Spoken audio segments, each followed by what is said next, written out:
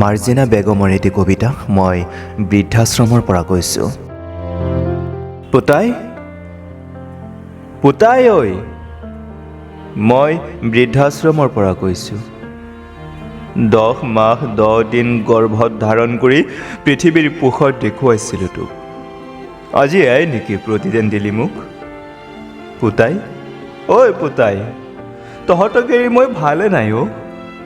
অশেষ কষ্টৰে সজা মোৰ সেই পঁজাটোত উমলি চামলি শান্তিৰে টোপনিয়াব মন যায়।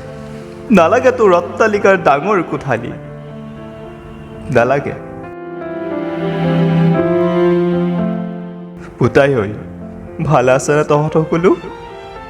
নাতি পোৱালীবোৰে বিচাৰেনে মোক আজিও?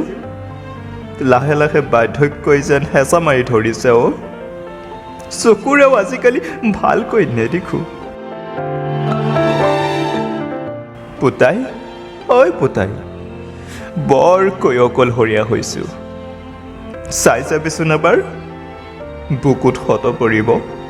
জীৱন লগৰী তেওঁ যে নাই কাষত ভৰসা দিব। জীৱন নাথ সামৰি হৈ পৰিছে চমচানৰ বুকুত। পুতাই ঐ পুতাই, বুকুখন বৰকৈ বিষাইছে অ'। চকুলো নিগৰিছে। চিয়নৰ বিদায়ী ক্ষণ হয়তো চমু চাপি আহিছে। চাই যাবিচোন এবাৰ, চিয়নৰ বিয়লি বেলাত কেনে আছে মৰমৰ আকুলত তহঁতৰ এলাগী আই।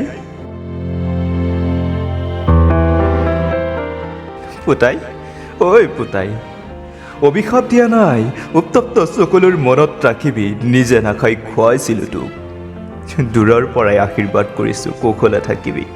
মোৰ দ্বাৰা নোখোৱা যাতে বৃদ্ধাশ্ৰমৰ অতিথি। ধন্যবাদ।